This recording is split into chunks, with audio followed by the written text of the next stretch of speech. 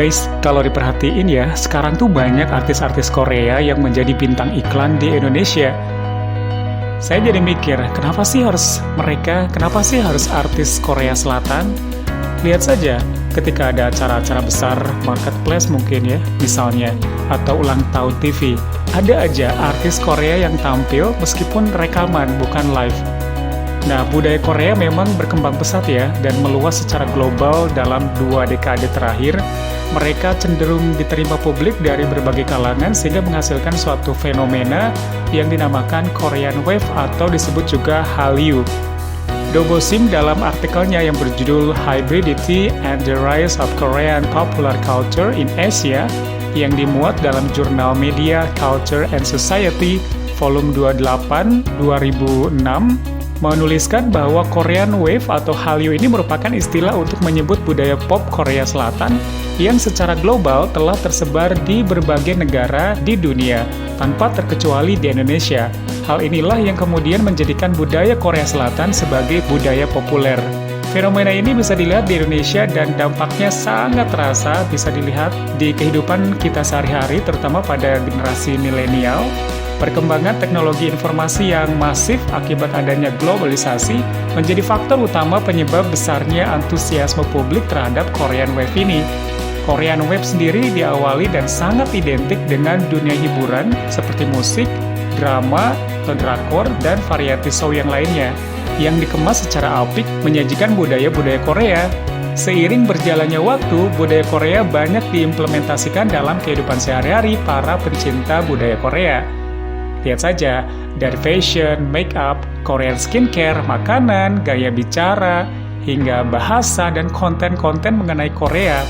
Korean Wave di Indonesia ini berkembang diawali dengan masuknya drama-drama Korea yang menyajikan berbagai genre dalam dramanya di pertelevisian di Indonesia. Dan salah satu drama Korea yang menjadi generasi pertama yang tayang di saluran TV Indonesia adalah Full House. Drama Korea ini sangat berkembang pesat di tanah air hingga saat ini. Walaupun sudah nggak banyak ditayangi di TV, tapi beredarnya website yang menyajikan drama-drama tersebut sekarang ini sangat banyak. Para penikmat drakor ini nggak usah pusing lagi mengatur waktu untuk menonton drakor yang ingin mereka tonton. Hal ini dikarenakan mereka bisa menonton secara streaming di website drakor. Drakor yang disajikan dalam website pun lebih banyak dengan genre yang berbeda-beda pula. Selain drama Korea, K-pop pun menjadi salah satu bagian dalam Korean Wave. Penggemar K-pop di Indonesia ini rata-rata dari kalangan remaja, baik remaja perempuan maupun remaja laki-laki yang gemar mendengarkan musik dari negeri ginseng ini. Mereka nggak hanya suka akan musik dari boy band atau girl band K-pop, namun juga senang akan dance atau tarian yang mereka bawakan. Video musik yang ditampilkan pun sangat bagus karena didukung oleh peralatan yang canggih, dan inilah yang menarik mungkin ya. Sari Yuanita dalam bukunya yang berjudul Korean Wave, dari K-pop hingga tampil gaya ala Korea tahun 2012 menyebutkan bahwa Korean Pop atau K-pop ini merupakan sebuah jenis aliran musik yang berasal dari Korea Selatan. Musik ini identik dengan nuansa lagu yang ceria, dengan tempo cepat, dan diiringi dengan modern dance, serta menggunakan bahasa campuran Korea dan Inggris pada liriknya. Musik K-pop ini menjadi salah satu produk hiburan Korean Wave yang banyak banget digemari masyarakat Indonesia. Mungkin kita sudah tahu ya, banyak sekali atau berkali-kali telah diadakan pergelaran konser musik K-pop di Indonesia. Gak hanya itu, saat ini juga banyak brand-brand yang menggunakan artis Korea sebagai bintang iklan. Kepopuleran K-pop ini menunjukkan adanya aliran budaya populer dari Korea ke negara Indonesia, sehingga perlahan namun pasti budaya lokal pun mulai tergerus oleh hegemoni budaya K-pop. Dalam hal ini adalah hegemoni budaya K-pop mampu menggeser tren selera musik di Indonesia dari awalnya western menjadi K-pop. Selain itu, gaya hidup seperti pola pikir, cara berbusana, tren kecantikan, bahasa, dan gaya bicara pun mulai terpengaruh dengan budaya K-pop ini. Nah, Indonesia sendiri yang saat ini merupakan negara dengan jumlah penduduk terbesar keempat di dunia, merupakan rumah bagi jutaan K-popers atau pencinta K-pop. Pada tahun 2019 saja, Twitter mengumumkan daftar negara yang paling banyak men-tweet terkait artis K-pop sepanjang tahun 2019, dan Indonesia berada pada peringkat ketiga setelah Thailand dan Korea Selatan. Sedangkan untuk penayangan video-video K-pop di YouTube berdasarkan negara, Indonesia ini menempati posisi kedua dengan presentasi 9,9%. Sementara itu, Korea Selatan berada pada posisi pertama dengan presentasi yang nggak jauh berbeda dari Indonesia, yaitu 10,1%. Indonesia ini dikenal sebagai fanbase yang besar dan loyal dalam dunia K-pop. Hal ini menjadikan Indonesia sebagai pasar yang sangat potensial untuk perekonomian Korea Selatan dengan adanya Korean Wave ini. Terkadang, menjadi K-popers ini bukan sesuatu yang murah loh. K-popers ini perlu mengeluarkan banyak uang untuk membeli tiket konser, album, merchandise, vote, dan produk yang diiklankan oleh artis kesukaan mereka. Selain itu, mengunjungi Korea Selatan juga adalah impian bagi para K-popers, di mana hal ini tentunya berdampak besar bagi sektor pariwisata Korea Selatan. Bukan hanya minat penduduk Indonesia saja untuk mempelajari budaya Korea yang semakin meningkat, ternyata penduduk Korea Selatan juga banyak yang belajar budaya Indonesia. Jamhari 2015 menyebutkan dan saat ini bahasa Indonesia menjadi lebih populer dan minat orang yang ingin belajar bahasa Indonesia juga meningkat. Ada 3 universitas di Korea Selatan yang menawarkan program bahasa Indonesia, yaitu Hankook University of Foreign Studies, Busan University of Foreign Studies, dan Universitas Hwasong.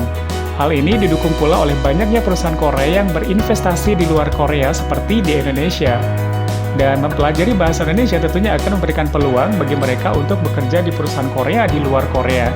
Nah, perkembangan drama Korea dan Korean pop di Indonesia ini tentu saja membawa dampak positif dan negatif. Dampak positifnya, adanya Korean Wave ini diantaranya mungkin yang pertama adalah dengan adanya Korean Wave ini, maka teknologi mereka yang lebih canggih dapat kita manfaatkan juga, misalnya handphone Samsung yang merupakan produk dari Korea. Dampak positif yang lain adalah mempelajari budaya asing. Nah, mempelajari budaya asing ini menjadi penting agar kita tidak terkena culture shock. Kemudian dampak positif yang lainnya adalah dengan banyaknya penggemar K-drama dan K-pop di Indonesia, maka artis atau aktor maupun boy band dan girl band lebih mengenal Indonesia. Korean Wave tentu juga membawa dampak negatif bagi Indonesia. Dampak negatif yang pertama adalah mengikisnya rasa nasionalisme terhadap negara kita ini. Pengaruh budaya-budaya luar yang masuk tanpa kita sadari akan mengikis rasa nasionalisme kita. Seperti lebih membangga-banggakan budaya luar, meniru cara berpakaiannya, makanannya, maupun berbahasa. Dampak negatif yang kedua adalah merosotnya permusikan dan perfilman di Indonesia. Hal ini dikarenakan banyak banget masyarakat sekarang yang lebih tertarik dengan hal-hal yang berbau K-pop atau drama Korea dan K-pop.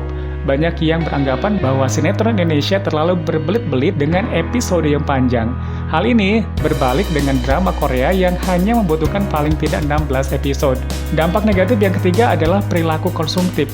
Fans K-pop ini mendukung idola mereka dengan jor-joran dengan membeli album-album yang sangat mahal. Selain album, juga mereka membeli lightstick yang menjadi identitas sebuah fandom yang digunakan saat konser. Lightstick ini juga tidak murah, harganya sekitar 500.000 sampai 600.000 rupiah. Belum lagi jika idola mereka mengadakan konser di Indonesia, para fans akan merogoh kocek lebih dalam karena tiket konsernya juga mahal, yaitu sekitar 1 juta sampai dengan 2.700.000 rupiah.